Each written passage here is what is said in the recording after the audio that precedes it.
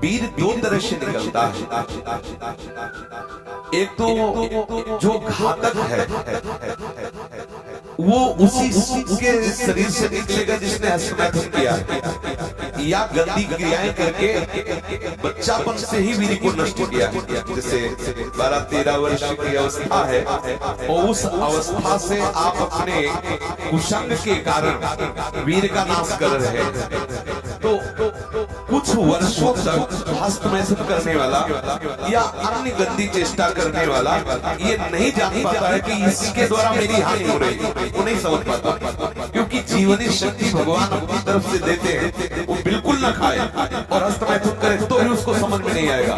कुछ समय के बाद जब उसकी स्थायी जीवनी शक्ति से क्षीण होना प्रारंभ हो जाएगा, तब उसे वो लक्षण जो हस्तमैथुन करने से नाश ऐसे उस प्रसंग में बताया गया, वो लक्षण उसके जीवन में उत्पन्न होने लगे। अब यदि वो किसी संग के प्रभाव से हस्तमैथुन बंद कर देता है तो उसका वीरपात होगा।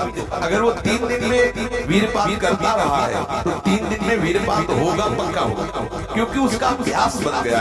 अगर आप ठीक नियम से चलेंगे तो 6 महीना लगेंगे आपको उसको कवर करने में, 6 महीना लगेंगे। अगर आपने प्रमाद स्थिति की वो तो निकल ही जाता है, फिर आपको करने से क्यों मना किया जाता है? तो आप देख लेना कुछ समय बाद आपकी हालत बहुत गंभीर हो जाएगी, जो आप बता भी नहीं पाएंगे किसी से। क्या गंभीर हो जाएगी? आप ऐसे ही साधारण क्रियाओं में ब्रह्मचर्यहीन हो जाएंगे। तो जो नव युवक जन है, साधक जन है, वीरपात में यदि उनका कोई स्मरण नहीं रहा और वीरपात हो रहा तो घबराने की जरूरत नहीं। और यदि स्वप्न में आपने स्त्री आदि का संयोग देखा या कोई ऐसी घर्षण आदि क्रिया हुई या कोई ऐसी कामोत्तेजना जनित और फिर आपका वीरपात होता है, तो आपके गंदे विचारों पूर्वाभ्यास के कारण होता है। ये बहुत ही गंदी बीमारी है जो आपको अंदर ही अंदर खोखला करती जाएगी। पहली बार इस स्वप्न दोष से निकलने के लिए हस्तमैथुन को पूर्णतया बंद कर दिया जाए। अगर आप सदगृहस्थ भी हो चुके हैं तो कुछ महीने के लिए आप अखंड ब्रह्मचर्य का नियम लें, जब तक आपका वीरपात होना ठीक ना हो जाए। आप वो हानिकारक जो कामोत्तेजना बढ़ाने वाले भोजन है उनको छोड़िए, जैसे अत्यधिक नमक, बहुत कड़वी लाल मिर्च, और जैसे बहुत ही मीट मसाला, बहुत ही कड़वा तीखा ऐसा गरम मसाला, और बिल्कुल गर्मा गर्म भोजन, ये आपके स्वप्न दोष के ठीक होने की बात है। यदि आप स्वप्न दोष से बचना चाहते हैं तो अत्यधिक नमक, बहुत कड़वी मिर्च, बहुत ही वो उष्ण गर्मा गर्म भोजन, बहुत गर्म मसाले से बना हुआ भोजन, और अत्यंत खट्टी चटनी, जैसे इमली की है, कच्चे आम की चटनी है, और मांस। ये जो लोग कहते हैं कि मांस ताकतवर होता है, तुम्हारी चर्बी बढ़ा देगा, ताकत नहीं। ताकत कहते हैं संकल्प शक्ति को। ताकत शरीर शक्ति प्रधानता नहीं होती।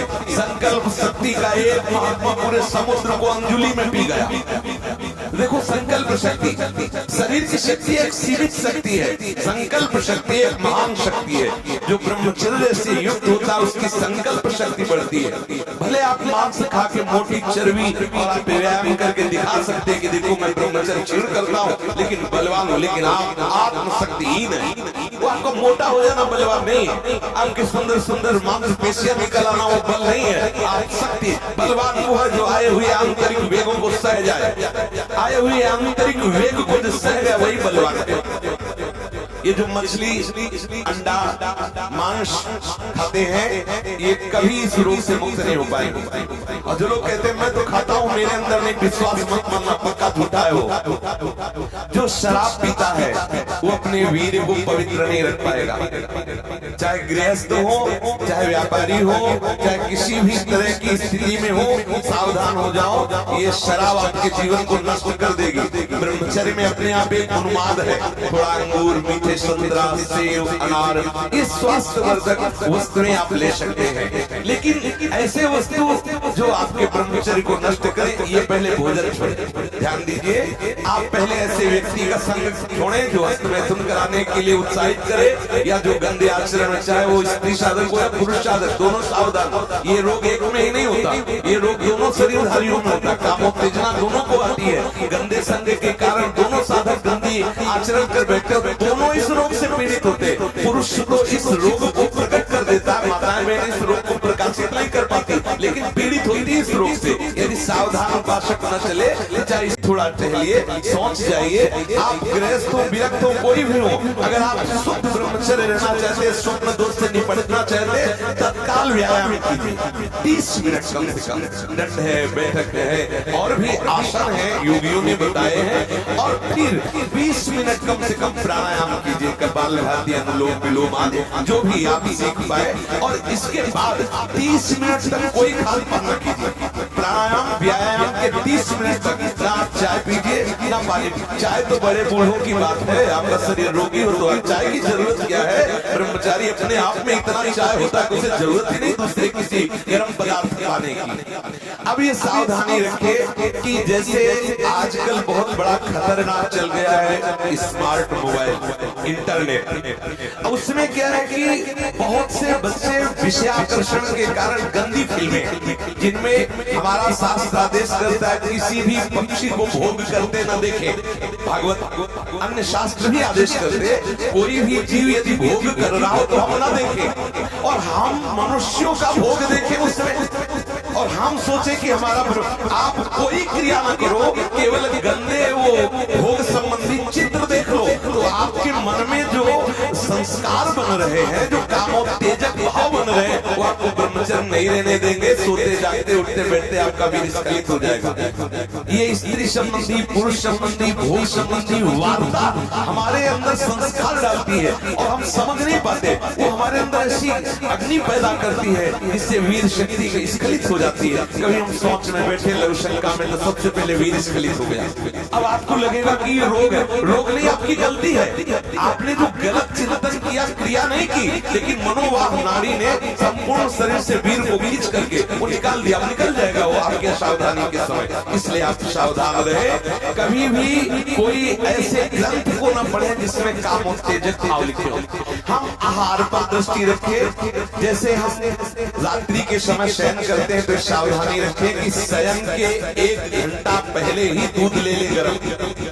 अगर हम गर्म दूध लेके सोएंगे तो निश्चित मेरे पास हो जाएगा।